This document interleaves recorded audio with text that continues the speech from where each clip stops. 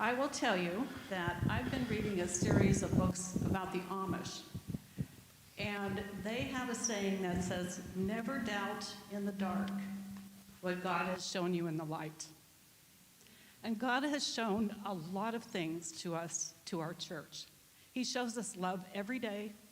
He shows us his faithfulness every day. And we never have to doubt that. So never doubt in the dark what God has shown you in the light. 60 years ago, our church was chartered in March of 1964. But 2.5 years before that, the dream of our church even began. In the fall of 1961, 2 Covenant pastors and a person from our conference came out to see if Simi Valley would be a place to start a church. It was growing very quickly in those days, and so they thought that a new Covenant church could be planted here. My husband, Ray Drever, decided that he was looking for a job, and the valley was growing so quickly that they were building schools as quickly as they could and hiring teachers to come out to fill those positions.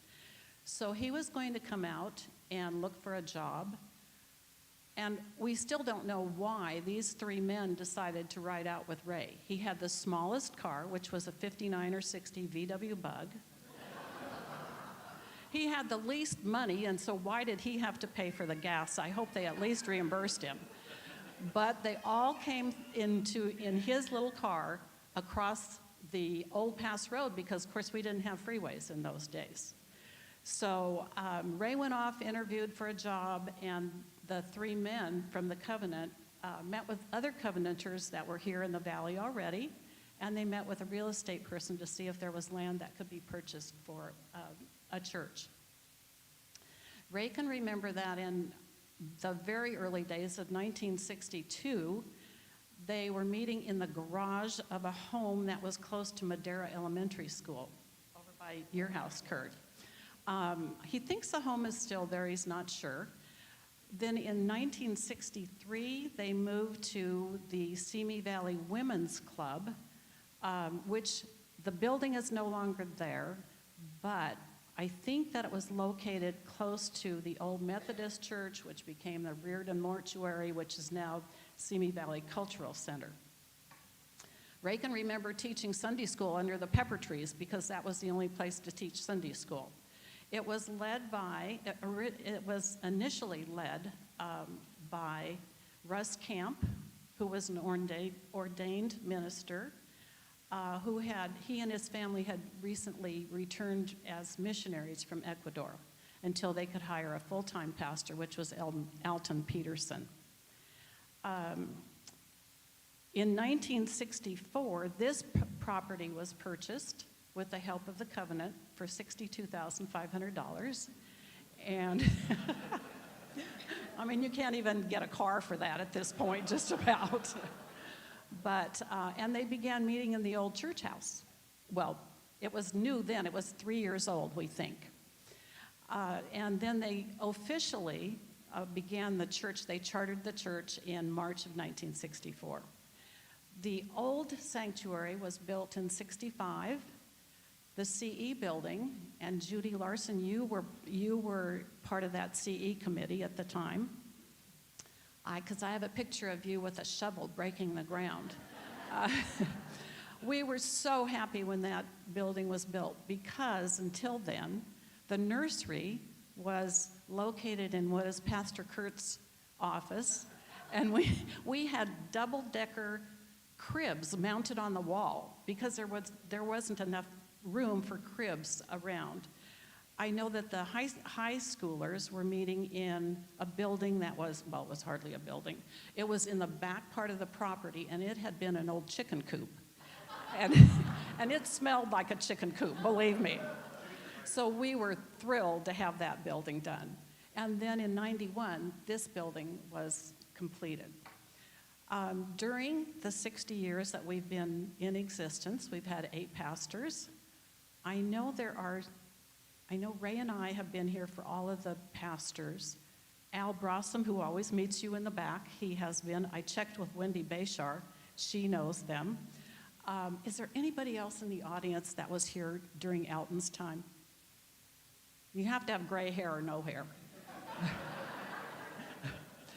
But we have been very privileged to have worshiped with all of those pastors. Our current pastor is going to celebrate his 5th anniversary in January with us.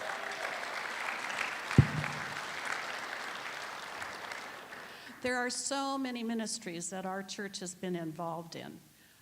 If you are new to our church, you have probably been greeted by Pearl and Bruce Davids.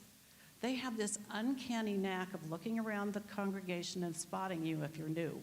And if they haven't said hello to you, you go up and introduce yourself to them because they would like to meet you. If you have gotten married in this church or had a baby in this church, literally there have been hundreds of showers that were given by Covenant women. And a lot of those have been hosted recently by Kathy Whipp or Terry Ferlizzi at their homes. Years ago, if you had a baby, you were always given a pair of booties that Audrey Nelson knit for you. And of course, they were blue for baby boys and pink for baby girls. The miracle of those booties was they never came off the child's feet.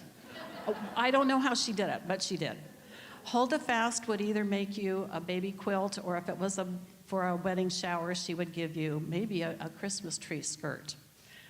Jen Healy Pemberton, is nodding her head because she wanted one, and Judy Larson has taken over that job, or Pearl Davids. They both quilt here in the church. If you are sick or in need of assistance, Kathy Lowry has this wonderful committee that will assist you. They will bring you food. She was just telling me a story this morning of somebody that was so thankful to our church for having delivered food to them, because that was one thing they didn't have to think about in the crisis time. Judy Larson will provide a prayer quilt.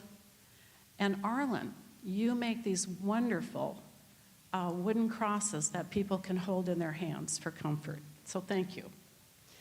We have a wonderful children's church going on. For years, we had the premier preschool in town that was run by Sue Hubbard and Martha Cope.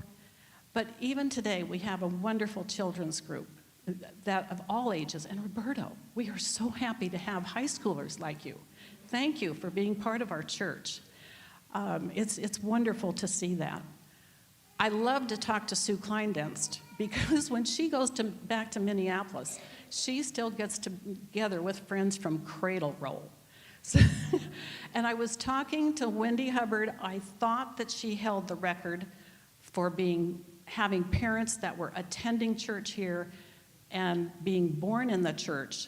But then I talked to Kathy Whipp, and she can't remember how old her own son is, but we think he might be older than Wendy. The men's group has their own ministries. They have planned camping trips for years. The latest thing that they have done was they went on a deep sea fishing trip, and they even invited women to go. So, and I stopped by church a couple of months ago, and there were a group of young men here giving up their Saturday to take the roof off of the old church house so that it could be re-roofed and repainted. So thank you, guys. We really appreciate that. We can't do that anymore, but you can. Thank you. Jim Lowry will recruit anybody to help, but he has done such a wonderful job for our church, keeping it repaired.